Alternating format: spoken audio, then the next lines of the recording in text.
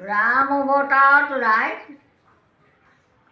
মুঠতে যেতিয়া ৰাম ৰাৱণৰ যুদ্ধ হৈছিল তেতিয়া মেঘনাথৰ খৰত লক্ষ্মণ পৰাজয় হৈছিল। তেওঁ মানে অচেতন হৈ গ'ল, কিন্তু একেবাৰে মৃত্যু হোৱা নাই। মৃত্যু হওঁ অৱস্থা, মৃত্যুমুখতেই পৰিলে। ৰামে উপায় নাপায়, কিন্তু ৰামচন্দ্ৰ এজন জগতৰ ঈশ্বৰ বুলি সকলোৱে মানে। আমিও কওঁ যে ৰামচন্দ্ৰ এজন জগতৰ ঈশ্বৰ। গতিকে তেওঁ জগতৰ ঈশ্বৰ হৈও তেওঁ লক্ষ্মণক জীয়াবৰ কাৰণে তেওঁ মানে হনুমানক খাতি কৰি আপোনাৰ হেতালি পৰ্বতৰ ৰাৱণৰ নগৰতহে আপোনাৰ সেই লক্ষ্মণক জীয়াব পৰা দৰৱজোপা আছিলে। সঞ্জীৱনী ন? দৰৱজোপা হ'ল মৃত্যু সঞ্জীৱনী। আৰু আনহাতে তেওঁক জাৰিবৰ কাৰণে যিটো বস্তু আনিছিলে তাৰ নাম হ'ল বিশল্যকৰণী। আনিছে বিষটো জাৰিবৰ কাৰণে বিশল্যকৰণী আনিছে, আপোনাৰ মৃত্যু সঞ্জীৱনী আনিছে লক্ষ্মণক বচাবৰ কাৰণে। কিন্তু ৰামচন্দ্ৰ গোসাঁয়ে নিজে উপায় নাপায়, উপায়হীন হৈ হনুমানক কাবৌ কাকতি কৰি ৰাৱণৰ নগৰলৈ পঠিয়াই আপোনাৰ হনুমানৰ হতুৱা দৰৱ আনিছে। যেতিয়া পঠিয়াই দিয়ে তেতিয়া এজনে ক'লে যে দৰৱজোপা গুৰিত এগছি মাত্ৰ বন্তি জ্বলি থাকিব। কিন্তু আনহাতে ৰাৱণৰ নগৰত সকলোৱে জানিব পাৰিলে, সকলোৱে গম পাই গ'ল যে লক্ষ্মণ মৃত্যু হ'ল মেঘনাথৰ খৰত। জানি বুজি তেওঁবিলাকে জানে যে লক্ষ্মণক বচাব পৰা দৰৱ কোনো জেগাতেই নাই, কিন্তু আছে ৰাৱণৰ নগৰত। জানি শুনি গোটেই দৰৱবিলাকৰ গছৰ তলত ৰাৱণ ৰজাই অৰ্ডাৰ দি আপোনাৰ পালি পহৰীয়া হতুৱা সকলো প্ৰতিজোপা গছৰ তলতেই বন্তি জ্বলাবলৈ আজ্ঞা কৰিলে।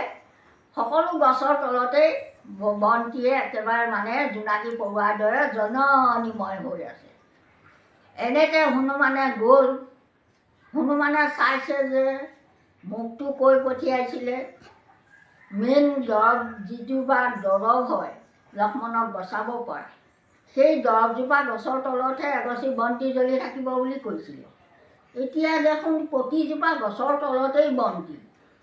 হনুমান নিৰুপায় হৈ হনুমানে কি কৰিলে, জয় শ্ৰী ৰাম বুলি গদাৰে খোজ মাৰি হেতালি পৰ্বতটোকে দাঙি লৈ গুচি আহিল।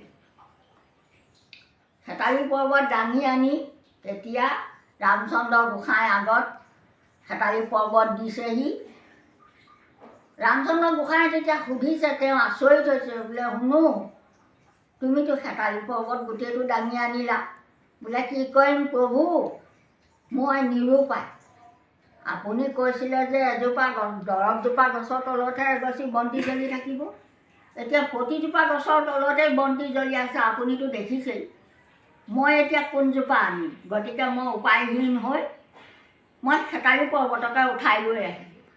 তেতিয়া সেই যিজনে দৰৱ দিব সেইজনে দৰৱজোপা চিনাক্ত কৰি লৈ আপোনাৰ সেই দৰৱ হাততে আপোনাৰ মোহাৰি লৈ লক্ষ্মণক নাকত শুঙাইছে।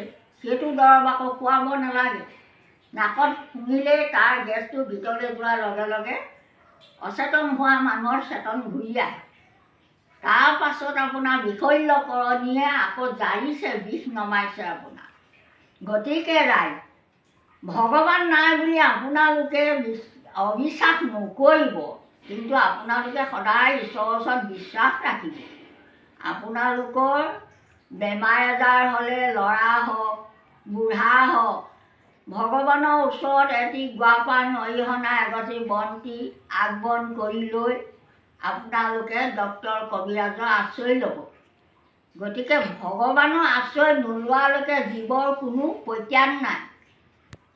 আপোনালোকে যেতিয়া দ্বাপৰ যুগত জগতৰ শ্ৰী ৰামচন্দ্ৰ গোসাঁয়ে দৰৱৰ ওপৰত বিশ্বাস কৰি আপোনাৰ দৰৱ আনি লক্ষ্মণক মৃত্যু মুখৰ পৰা বচালে। গতিকে আপোনালোকে সেইটোকে খুব কথা চিন্তা কৰি চাই লৈ আপোনালোকে ভগৱানৰ আশ্ৰয় সদায় ল'ব। আৰু ভগৱানে আপোনাৰ জীৱ উদ্ধাৰ নকৰিলে ডক্তৰ কবিৰাজে আপোনাক সহজে জীৱ উদ্ধাৰ কৰিব নোৱাৰে। আপোনালোকৰ টকা পইচা অনাহত এনেই গৈ থাকিব, কিন্তু মাত্ৰ আপোনালোকে পোনপ্ৰথমে আপোনালোকে ভগৱানৰ ওচৰত সেৱাভাগ জনাব। তাৰ পাছত আপোনালোকে ডক্তৰ কবিৰাজৰ ওচৰত চিকিৎসা ল'ব। মই মোৰ ফালৰ পৰা সেইখিনিকে কৈ আপোনালোকক সকিয়নি দিছোঁ। কিন্তু আমিও এতিয়া আমাৰ এই বয়স পালেহি, গতিকে আমি আমাৰ অসুখ বিসুখ গাঁৱৰ ভূঞে হ'লেও নিজৰ হ'লেও আমি ঈশ্বৰৰ ওচৰত বিশ্বাস ৰাখি আমি বেমাৰ চিকিৎসা লওঁ। গতিকে এই বয়সলৈকে আমি তেনেদৰেই চলি আছোঁ। আপোনালোকো চলিব। ভগৱানক আপোনালোকে অৱহেলা নকৰিব দেই ৰাইজ। মই আপোনালোকক কাটৰে কৈছোঁ। কিন্তু এতিয়া কলিত আপোনাৰ ভগৱানে উদ্ধাৰ নকৰিলে জীৱ দৰৱ জাতিয়ে ডক্তৰ কবিৰাজে সহজে কেতিয়াও জীৱ উদ্ধাৰ কৰিব নোৱাৰে। আপোনালোকে বিশ্বাস ৰাখিব ঈশ্বৰৰ ওচৰত, একান্ত ঈশ্বৰৰ ওচৰত আপোনালোকে বিশ্বাস ৰাখিব। মই ইমানকে কৈ আপোনালোকৰ ওচৰত সেৱা জনাইছোঁ।